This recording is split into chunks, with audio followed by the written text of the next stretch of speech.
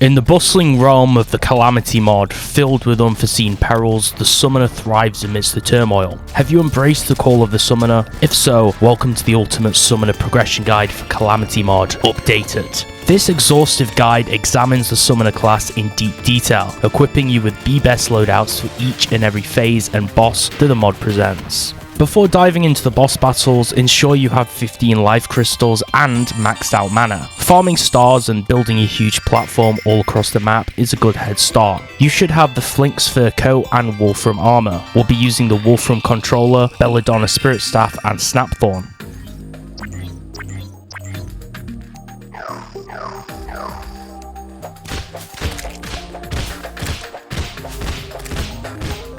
For accessories, we're running Spirit Glyph, Wolfram Battery, Fledgling Wings, Feral Claws, Rover Drive and Herbe's Boots.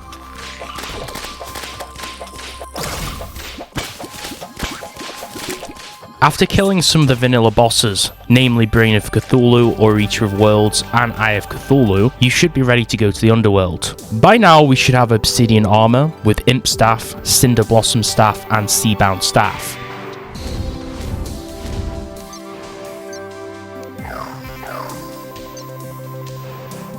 We want our loadout to have Voltaic Jelly, Spirit Glyph, Frostbog Boots, Feral Claws, Fledgling Wings and Shield of Cthulhu. We're going to down the Hive Mind or Perforators during this phase, depending on your world's biome. By now you should mine plentiful area light for new gear in preparation for the Skeletron fight. You can obtain this by killing arrow slimes or on the ore clusters found within the sky. We will run the Scab Ripper and Hornet Staff. Bosses in this phase to defeat are both Queen Bee and of course also Skeletron. Weapons are Crim Slime Staff, Flesh of Infidelity and also Herring Staff and Spinal Tap.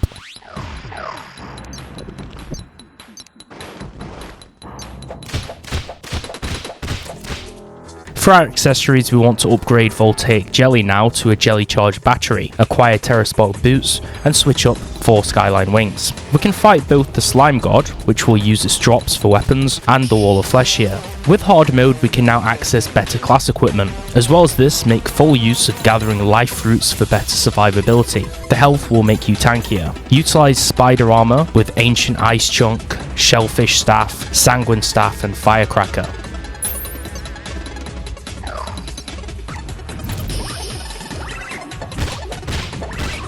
We want Jelly Charged Battery, the first Shadow Flame, Terraspark Boots, Berserker's Glove, Fairy Wings, Shield of Cthulhu. This is a huge phase. We have a ton of bosses, including Cryogen, the Aquatic Scourge, Brimstone Elemental, Queen Slime, the Twins, the Destroyer, and Skeletron Prime. After downing the mechanicals, you acquire access to Hallowed Bars and Cryonic Bars from Cryogen, which are used to craft the Bat Wings and Angel Treads, so we can further upgrade our arsenal. We will use the Cryogenic Staff, Deep Sea Staff, Mounted Scanner, and Durendal.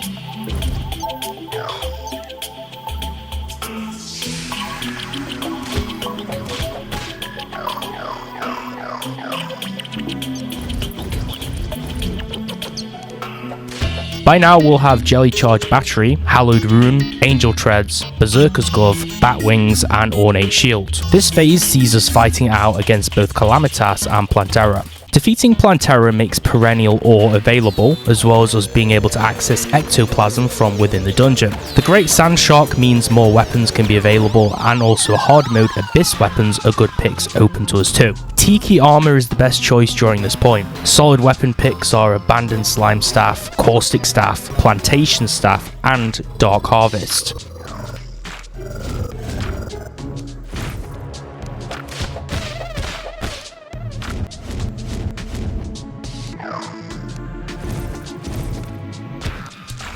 Our accessory set now will comprise of Starbuster Core, Hallowed Rune, Papyrus Scarab, Angel Treads, Mothron Wings, Asgard's Valor, Berserker's Glove and the Avenger Emblem. The foes we'll go head to head with during this gameplay tier is Leviathan and Anahita, Astrum Aureus, Golem and Empress of Light.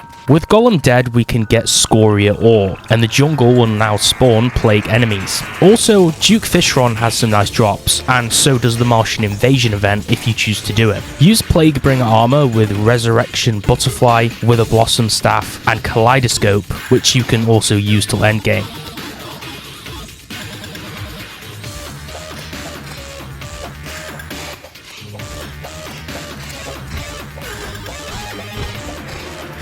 Our equipment will be Star Tainted Generator, Status's Blessing, Papyrus Scarab, Angel Treads, Fishron Wings, Asgard's Valor, and the Community. We will be facing Plaguebringer Goliath, Ravager, Duke Fishron, and Lunatic Cultists during this arc of progression. Before our fight versus the Moonlord, remember that we can craft items and new accessories from Meld Constructs, Lunar Fragments from the Lunar Phase, and Astral Bars. It's best to use Stardust Cell Staff and Stardust Dragon Staff.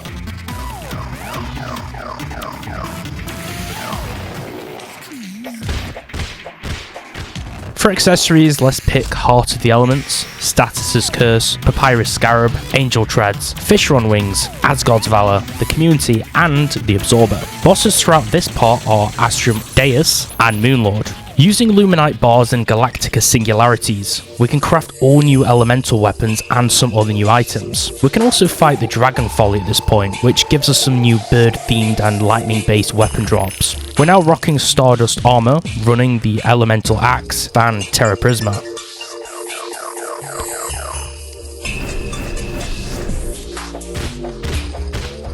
We want Heart of the Elements, Status's Curse, Papyrus Scarab, Seraph Tracers, Asgard's Valor, the Community, the Absorber, and the Destroyer Emblem. The three bosses we'll encounter so far in this segment is Profaned Guardians, the Dragon Folly, and Providence. By this point, both Eula Bloom Ore and also Bloodstone are made available to us. This means we can craft Tarragon armor and some powerful weapons we will find useful. With this, we'll equip ourselves with Tarragon armor, with Cosmolamp and Dragon Blood Disgorger for our weapons.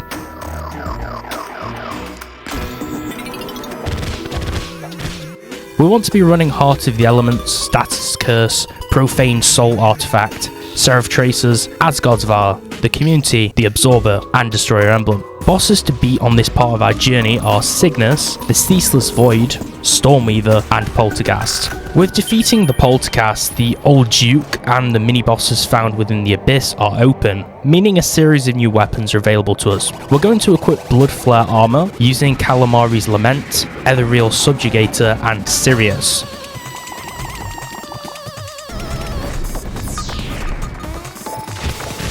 Our accessory equip will be Heart of the Elements, Status's Curse, Profane Soul Artifact, Seraph Tracers, and Asgard's Valor or the Elysian Aegis, the Community, the Absorber, and Affliction. We'll be beating the Old Duke and DOG, aka the Devourer of Gods here, which is particularly a challenge. The seasonal event after defeating DOG will drop Nightmare Fuel and Endothermic Energy. Also, Solar Eclipse enemies begin to drop Dark Sun Fragments, which we can also utilise for powerful gear crafting. By now we'll have Silver Armour, as well as weapons being Corvid Harbinger, Saros's Possession, and Staff of the Mechworm.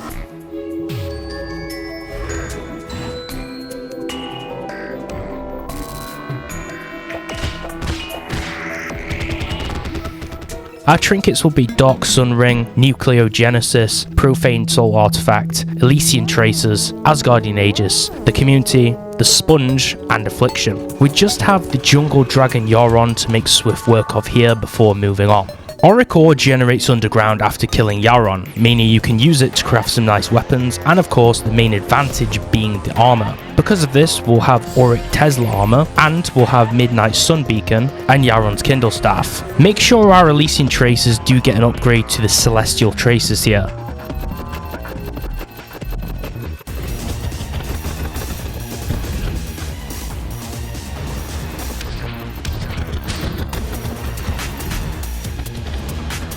So that we're ready to face both Supreme Witch Calamitas, which is the main big bad, followed by the dreaded Exomechs, which we all absolutely despise. Congratulations on reaching Endgame. Supreme Witch Calamitas will drop Ashes of Annihilation upon his death, which most of the developer items require for the crafting recipes. These weapons are particularly advantageous to go in with when doing the boss rush event particularly. Nice weapons in the endgame are Cosmic Immaterializer, Endogenesis, a fitting name, and Temporal Umbrella. Now our final accessory set is Dark Sun Ring, Nucleogenesis, Profane Soul Artifact, Celestial Tracers, Asgardian Aegis, Angelic Alliance, the Community, the Sponge, and Affliction. The fights in this phase are the powerful Adult Eidolon Worm, which you'll need really good mobility for, as well as the aforementioned Boss Rush event. I'd recommend to use the Space Chair Flying Mount underwater when you're fighting the Adult Eidolon Worm, because it gives you some good mobility, and you'll need a whole bunch of potions and gear for that, as well as diving gear.